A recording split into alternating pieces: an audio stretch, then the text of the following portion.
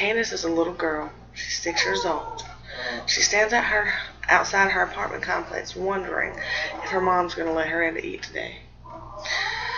Her mom is inside the apartment with her brand new boyfriend, and Candace has to go outside every time he comes over just because he doesn't like children. So her mom puts him before her own daughter. Candace hides food in her pockets when her mom does let her in to eat, and sometimes she even eats dirt and small pebbles to keep the pains of hunger away. Why is this happening to me, she wonders. What did I do so wrong? To tell the truth, Candace did nothing wrong. It was her mom that was doing something wrong. It's called neglect. Child abuse and neglect are a very real problem in this country. There are many different forms of child abuse, and neglect is sometimes intentional and unintentional. It happens rich or poor, it doesn't matter. Now, everything that I'm going to share with you today comes from personal experience and with social workers that I've known my whole life. I grew up in the system for part of my life, and I met this child, plus many others just like her. And all of them had their own issues and problems and backgrounds that they came from, but they all shared one thing in common. They were not treated the way they should have been.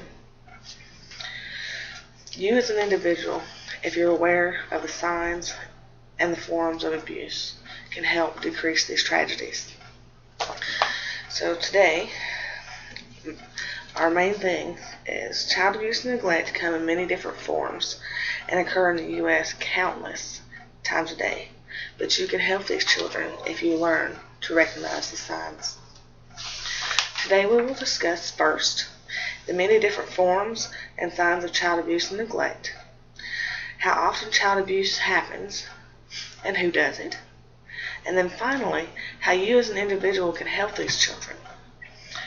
Now, there are many different forms of child abuse and neglect. Physical abuse is the most obvious form. Most of these children will have one or more of the following. They will have bruises, burns, scars, welts, and most times they will wear long sleeves or pants, and they generally cower down if you raise your voice. They don't like confrontation at all. They tend to act out, be aggressive towards other people, whether it's people their age or even adults that they're afraid of. Sexual abuse is also common, but it is harder to discern than physical abuse. You have to somewhat know the child in order to be able to really detect this. These children are very likely to wet the bed, to mutilate themselves, their toys, and be socially withdrawn. They can also be afraid of the whole gender of the person that is abusing them. They may be, as teenagers, they can become either very promiscuous or not like to be touched at all. Just want to be completely left alone. Mental and emotional abuse is even harder to discern unless you know the child somewhat well. Children who are suffering from this can have any number of signs. They're likely to have low self-esteem, agree with almost anything to avoid confrontation. They'll probably wet the bed, have no confidence, and not want to try anything new. They will probably cower down when they think you're angry. Neglect. Neglect is also hard to be sure of unless you know the child, at least a small amount. Pardon me. And if you don't know the child very well, if you know the parents, you probably have a pretty good view of how they might treat their children. Now, neglect can be either intentional or unintentional. It could be something as simple as no bed to sleep in, or not enough food, no medical insurance, no way to have medical care provided to them. The list goes on and on. It goes, you may not be paying enough attention, getting intoxicated in front of your child, not showing the child enough attention, no emotional support, and the list, like I said, it goes on.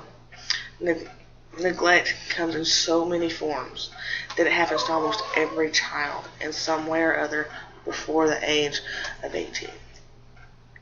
Now, I know you're probably thinking, yeah, I know this stuff happens, but she's probably exaggerating the amount. I'm not. It occurs a lot more times than what is reported. Now, how often does it happen? Sexual abuse is estimated to happen to 1 out of every 6 children by the age of 12. The perpetrator can be anyone that has access to this child. It can be a preacher, a friend, a family member, a parent, a sibling. Anyone that has access to the child can commit this crime. It happens by strangers, but it most often happens by someone the child trusts. Physical abuse is estimated to happen to 4 out of every 10 children in some fashion before the age of 16. It can be different extremes. It can be a slap on the back of the head, a physical beating that leaves bruises. It can even lead to death of a child. It's anything that can physically harm the child in any way. Mental and emotional abuse. I'm sorry, I apologize. I'm kind of sick. Mental and emotional abuse happens to almost every child by the age of 18 in some way. It doesn't matter what family they come from. It can come in many forms. It can come by telling your child they're stupid, or they're being an ass, or just downgrading the child in any form, and just making the child feel, making them feel like they're useless.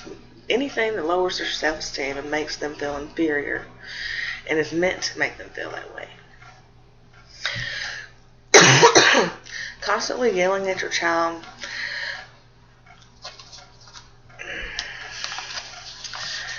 and calling them names, or constantly giving them criticism that is negative.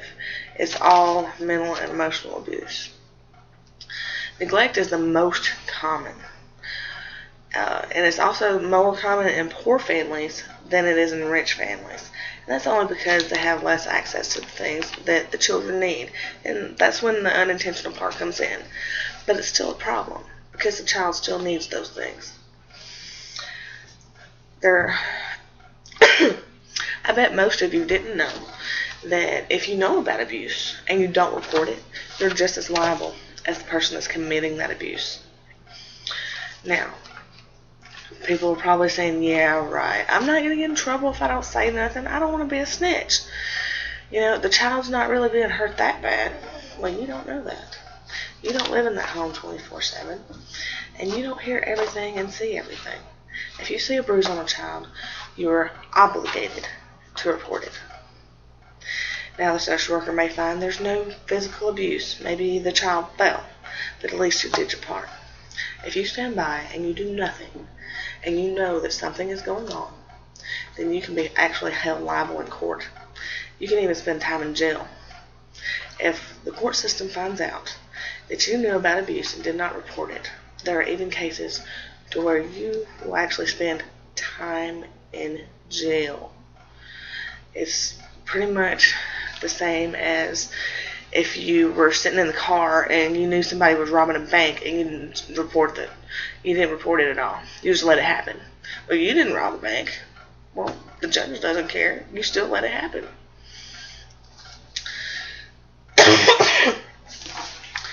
Now, you as an individual can help these children by learning the signs and learning the different forms of abuse.